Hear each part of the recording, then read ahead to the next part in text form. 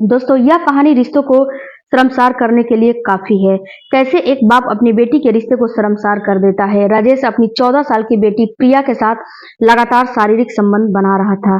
अच्छा, वह इतनी दर्दनाक तरीके से संबंध बना रहा था कि प्रिया की हालत खराब होती जा रही थी। लेकिन प्रिया भी अपने पिता का भरपूर साथ दे रही थी। इन दोनों की खूबसूरत सिसकियां पूरे रूम में गूंज रही थी। लगभग 1 साल तक इन दोनों का खेल चलता रहा। लेकिन कहा जाता है ना कि पाप कभी छुपता नहीं है। कितना भी आप छुपा ले, लेकिन पाप तो पाप होता है। लेकिन 1 साल के बाद इन दोनों के बाद कुछ ऐसा होता है इन दोनों के साथ कि दोस्तों जिसे जानने के बाद आपके रोंगटे खड़े हो जाएंगे। आप भी हैरान और परेशान हो जाओगे। इसलिए दोस्तों इस कहानी में आप अंत तक बने रहिएगा और मेरी पूरी कहानी देखिएगा। मेरी आपसे केवल एक रिक्वेस्ट है कि अगर आप भी अभी तक अपने चैनल को आपने सब्सक्राइब नहीं किया है तो प्लीज रिक्वेस्ट है कर लीजिए और वीडियो को लाइक कर दीजिएगा अगर वीडियो अच्छा लगा होगा तो। आप लोग वीडियो के अंत तक बने रहिएगा और इस वीडियो में कमेंट में आप अपना नाम और अपनी सिटी का नाम जरूर लिखिएगा। दरअसल दोस्तों यह सच्ची कहानी गुजरात की है। यहाँ पर राजेश नाम का एक व्यक्ति अपने परिवार के साथ रहा करता था। अच्छा, राजेश की जो शादी हो चुकी थी, राजेश के 2 बच्चे भी थे। बड़ा बेटा 8 साल का और छोटी बेटी 6 साल की थी। राजेश की कारोबार की बात करें तो इसका कारोबार बहुत अच्छा खासा चल रहा था।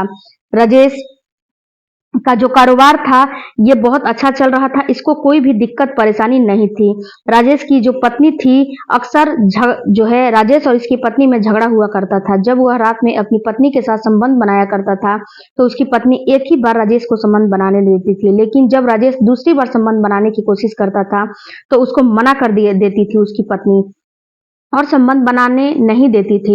इस पर राजेश को गुस्सा आ जाया करता था। वह उससे मारपीट शुरू कर देता था, उसको गाली गलौज देना शुरू कर देता था। एक दिन दोस्तों मामला इतना बढ़ जाता है कि उसकी पत्नी राजेश को छोड़कर और अपने दोनों बच्चों को लेकर अपने मायके चली जाती है और राजेश से कहती है कि मैं तुम्हारे साथ एक पल भी नहीं रह सकती हूँ, तुमसे मैं तलाक ले लूंगी। अब राजेश अकेला हो जाता है। घर उसको काट खाने के लिए दौड़ने लगता है। वह सोच रहा था कि आखिर क्या किया जाए। लगभग इस तरीके से 6 महीने का समय गुजर जाता है। 6 महीने के अंदर राजेश अपनी पत्नी से दोबारा मिलने के लिए आता है और उसको मनाने की कोशिश करता है और उसको वापस ले जाने की कोशिश करता है। लेकिन उसकी पत्नी उसकी एक नहीं सुनती है और कहती है कि मैं तुम्हारे साथ एक पल भी नहीं रह सकती हूँ क्योंकि तुम एक हवस के पुजारी हो और जो लोग हवस के पुजारी होते हैं वो अपनी बीवी बच्चे कुछ नहीं देखते हैं। मैं तुम्हारे साथ नहीं रह सकती हूँ। पत्नी की यह बात सुनता है तो वापस चला आता है। अब यही सोचने लगता है कि आखिर अब क्या करेंगे हम। वह क्योंकि वह तो अकेला हो चुका था। जो उसकी शारीरिक जरूरतें थी वह अब कैसे उसकी पूरी होगी। इसलिए उसने एक प्लान बनाया और अपने दोस्तों से कहा कि वह दूसरी शादी करना चाहता है। उसके लिए कोई ऐसी महिला बताए जो उससे शादी कर सके। उसके दोस्त ने कहा कि आप थोड़ा सा तुम मुझे कुछ महीने का टाइम दे दीजिए, मैं 1 महीने के अंदर ऐसी कोई महिला बताऊंगा जो आपसे शादी कर सके। 1 महीने के बाद उसके दोस्त ने एक ऐसी महिला बताई जो विधवा थी, उसके पति का एक्सीडेंट हो चुका था, वह दुनिया से जा चुकी थी। उस महिला की एक 12 साल की बेटी थी जो उसी के साथ रहा करती थी। जब उसके दोस्त ने यह कहा कि उसकी एक 12 साल की बेटी है और वह महिला विधवा है और शादी करना चाहती है तो क्या तुम शादी करोगे? तुम्हारे लिए यह औरत बिल्कुल परफेक्ट रहेगी, अब इससे शादी कर लो। राजेश को उसकी बात पसंद आ जाती है और वह कहता है कि ठीक है यार, मैं शादी कर लूंगा, मैं शादी करने के लिए तैयार हूँ।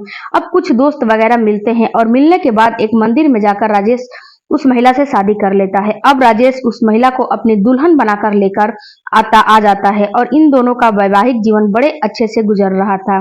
राजेश की शारीरिक जरूरतें भी पूरा होने लगती है और महिला की जो शारीरिक जरूरतें थी वो भी पूरा होने लगती है। यानी कि मेरे कहने का मतलब है कि जो दोनों की शारीरिक जरूरतें थी दोनों एक दूसरे की कमियों को पूरा करने लगते हैं। कोई दिक्कत परेशानी नहीं थी। अच्छा, राजेश का जो कारोबार था वह काफी अच्छा कारोबार था। पैसे से लेकर तो किसी तरह की कोई दिक्कत होती ही नहीं थी। जो 12 साल की लड़की होती है जिसका नाम प्रिया होता है वह भी इन्हीं के साथ रह रही थी।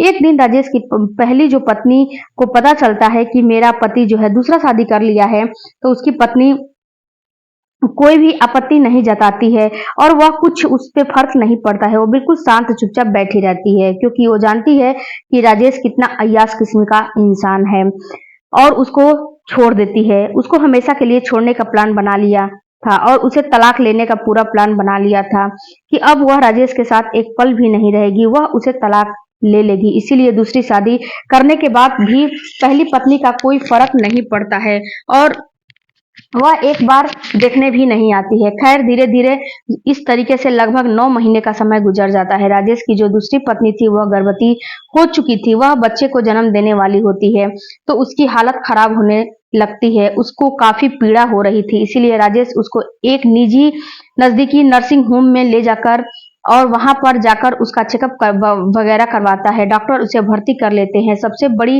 दिक्कत की बात यह थी कि जो उसकी पत्नी का बच्चा होने वाला था वह अंदर पेट में ही बच्चा मर चुका था। इस पर उस महिला को काफी परेशानी हो रही थी, काफी दर्द पीड़ा हो रहा था, उस महिला को काफी दर्द सहन करने पड़ रहे थे क्योंकि बच्चा मर चुका था, इसीलिए उसको प्रसव नहीं हो रहे थे। लगभग 1 घंटे का समय गुजर जाता है, उस बच्चे का जन्म नहीं होता है और दर्द के मारे उस महिला की वहीं पर मौत हो जाती है। अब बच्चा तो पहले ही मरा हुआ था पेट में, अब उस महिला का भी वहीं पे मौत हो जाता है। जब डॉक्टर साहब उसको बचा नहीं पाते हैं तो राजेश से कहते हैं कि हम आपकी पत्नी को और आपके बच्चे को नहीं बचा पाए। राजेश अपनी पत्नी को अस्पताल से लेकर आता है और उसका अंतिम संस्कार कर देता है। अब राजेश फिर से अकेला हो चुका था, उसके किस्मत में उसकी पत्नी का सुख लिखा ही नहीं था। कितना जितना ही वो अय्यास था उतना ही उससे पत्नियां दूर होती जा रही थी। वह किसी से बात करता नहीं था और ना ही किसी से बोलता था। इस तरीके से लगभग धीरे धीरे 6 महीने का समय और गुजर जाता है। वो चुपचाप रहने लगता है। उसकी सौतेली बेटी लगभग 14 साल की हो चुकी थी। एक दिन राजेश घर पर अकेला बैठा हुआ था। उसकी सौतेली बेटी नहाने के लिए बाथरूम जाती है और जब बाथरूम से बाहर निकलती है तो उसका पूरा शरीर भीगा हुआ था, उसके कपड़े भीगे हुए थे, उसके भीगे हुए कपड़ों में पूरा उसका शरीर नग्न दिखाई दे रहा था। जब राजेश की नजर अपनी सौतेली बेटी के ऊपर जाती है तो उसका दिमाग खराब हो जाता है। वह सोचने लगता है कि आखिर यह जो उसका शरीर है, इतना गदरैल गदरैला हुआ है शरीर है, आखिर यह शरीर उसे किस काम का है? उसे मिला है तो उसकी जिंदगी ही बदल जाएगी क्योंकि वह यह सोच रहा था यह तो उसकी सगी बेटी तो है नहीं, उसकी दूसरी पत्नी की बेटी है, उसकी सौतेली बेटी है। अगर यह उसके साथ गलत काम करेगी तो कोई दिक्कत परेशानी नहीं होगी। अब वह यही सोच रहा था। उसने अपने दिमाग में एक खौफनाक प्लान बनाया। उसने सोचा कि इसको ब्लू फिल्म दिखाकर इसको सबसे पहले लत लगाई जाए और जब उसको ब्लू फिल्म की लत लग जाएगी तब उसके साथ बड़ी आसानी से संबंध बना लेगा। अब एक दिन जो है वह बैठा हुआ था, वह अपनी सौतेली बेटी को बुलाता है। बुलाने के बाद उसको वही सारा दिखाने लगता है, पास बुलाता है, बैठाता है और मोबाइल में जो तरह तरह की वीडियो चलने लगती है, ब्लू फिल्म चलने लगता है। जब उसकी सौतेली बेटी यह सब देखती है तो वह नाराज हो जाती है, कहती है कि नहीं पापा, यह क्या देख रहे हो, ये गंदा चीज है, आप तो गंदे होते जा रहे हो। राजेश कहता है कि नहीं बेटा, यह सब अच्छा है और आगे चलकर आपको भी बहुत अच्छा लगेगा, आपको इससे बहुत सीख मिलेगी, बहुत मजा आएगा।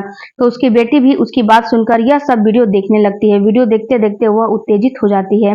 राजेश भी उत्तेजित हो जाता है, लेकिन नहीं वह अभी करने को कुछ नहीं सोच रहा था। वह अब भी उसके ऊपर हाथ नहीं डालने को सोच रहा था। कुछ महीने के बाद गुजर जाने के बाद उसके बाद वह उसके ऊपर हाथ डाल लेगा। अब उसकी सौतेली बेटी को यह सारी वीडियो अच्छी लगने लगती है। वह कभी कभी अपनी सौतेले बाप से फोन लेकर गंदी वीडियो ब्लू फिल्म देखा करती थी। अब इस तरीके से लगभग 1 महीने का समय गुजर जाता है। जो प्रिया होती है उसको अब ब्लू फिल्म देखने की लत भी लग चुकी थी। राजेश को अंदाजा हो चुका था कि उसको अब ब्लू फिल्म देखने की लत लग चुकी है। अब यह सही समय है उसके साथ संबंध बनाने का। तो एक दिन रात में राजेश अपनी सौतेली बेटी को अपने पास बुलाता है और अपने पास सोने के लिए उसे कहता है कि तुम मेरे पास सो जाओ, आज हम दोनों एक साथ ही सोएंगे। वहीं पर यह दोनों लेटे हुए थे और ब्लू फिल्म देख रहे थे। उसके बाद जो प्रिया है वह उत्तेजित होने लगती है, राजेश भी उत्तेजित होने लगता है, उसके शरीर पर हाथ फेरने लगता है, उसकी जगह जगह से छूने लगता है। राजेश एक ही झटके में अपनी सौतेली बेटी को निर्वस्त्र कर देता है, उसके शरीर पर एक भी कपड़ा नहीं होता है। यह सब प्रिया को अच्छा लग रहा था क्योंकि प्रिया ने जो सब वीडियो में देखा था वह वैसा ही राजेश उसके साथ कर रहा था क्योंकि वीडियो में वह सब जान चुकी थी, सब देख चुकी थी। पिछले इतने 6 से 7 महीने से वह वीडियो यही सारी चीज देखती जा रही थी, उसके दिमाग में यही सारी चीज भर चुकी थी। आखिर इसमें होता क्या है, कितना मजा आता है, कितना क्या क्या होता है, यह सब प्रिया वीडियो देख देख कर जान चुकी थी और उसको ब्लू फिल्म देखने की लत भी लग चुकी थी। अब राजेश भी अपने कपड़े उतार देता है और लगातार उसके साथ छेड़खानी करने लगता है। लगभग 15 मिनट के बाद वह उसके के साथ संबंध बनाने लगता है। अच्छा, प्रिया को शुरू में तो अच्छा नहीं लगता है, उसको दर्द होने लगता है। वह कहती है, पापा मुझे छोड़ दीजिए, मुझे बहुत दर्द हो रहा है। लेकिन यह इंसान उसे कहाँ छोड़ने वाला था, यह तो हवस का पुजारी था। यह लगातार उसके साथ शारीरिक संबंध बना रहा था, इतना दर्दनाक तरीके से संबंध बना रहा था कि प्रिया की चीखें निकलने लगती है, वह रोने लगती है। उसके बाद आधे घंटे तक यह संबंध बनाता है और जब यह थक जाता है तो उसके शरीर को छोड़ देता है। उसके बाद वहीं पर यह दोनों सो जाते हैं। फिर अगला दिन होता है। राजेश अपनी सौतेली बेटी को फिर से अपने पास बुलाता है, फिर से ब्लू फिल्म दिखाता है और फिर से उसके साथ संबंध बनाने लगता है। आज सब जब राजेश उसके साथ संबंध बना रहा था तो वह भी अपने पिता का भरपूर साथ दे रही थी। वह राजेश अपनी सौतेली बेटी के साथ लगातार शारीरिक संबंध बनाने लगता है और बना रहा था। जो राजेश होता है वो उसका हवस जो है इतना बढ़ गया था कि वह अपनी बेटी तक को नहीं छोड़ता है, पिता और बेटी के रिश्ते को शर्मसार कर देता है।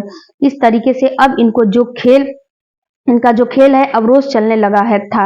अब प्रिया को भी यह सब अच्छा लगने लगा था। वह भी राजेश के साथ रोज संबंध बनाया करती थी। लगभग धीरे धीरे अब 8 महीने का समय गुजर जाता है। प्रिया एक दिन आंगन में खेल रही होती है। अब पड़ोस की महिलाओं की नजर प्रिया पर पड़ती है। वह उसके पास आती है, उसका बड़ा हुआ पेट देख लेती है। उन महिलाओं को समझने में ज्यादा वक्त नहीं लगता है कि प्रिया प्रेग्नेंट है।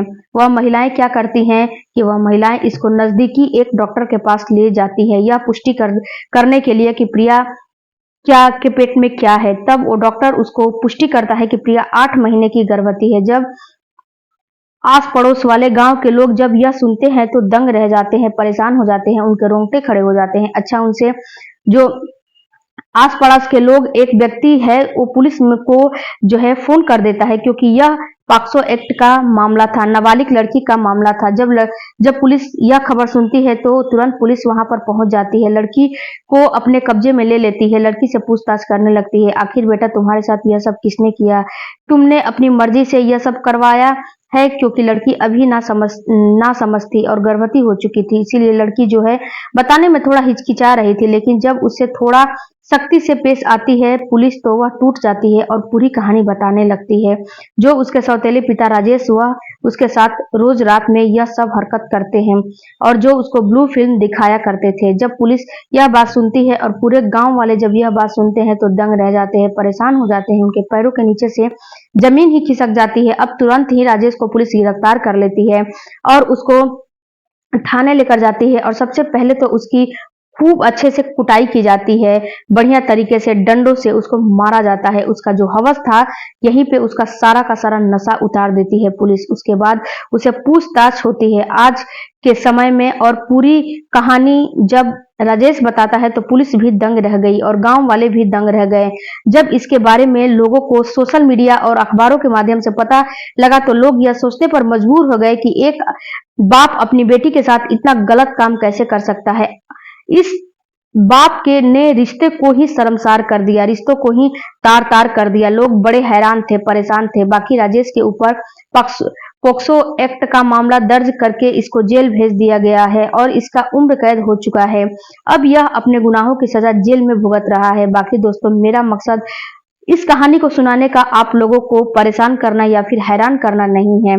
मेरा मकसद सिर्फ आप लोगों को सचेत करना है और जागरूक करना था कि लोग इस तरह के इस समाज में रहते हैं। बाकी राजेश ने जो अपनी सौतेली बेटी के साथ किया, यह रिश्तों को शर्मसार करने वाला था, लोगों को हैरान करने वाला था, एक समाज में गलत मैसेज देने वाला व्यक्ति था। बाकी दोस्तों, इस कहानी से आपको क्या सीखने को मिलती है हमें कमेंट सेक्शन में जरूर बताइएगा। मिलती हूँ अगले एक नई वीडियो में, तब तक धन्यवाद। Thank you for watching. आप अपना और अपने परिवार का ख्याल रखें।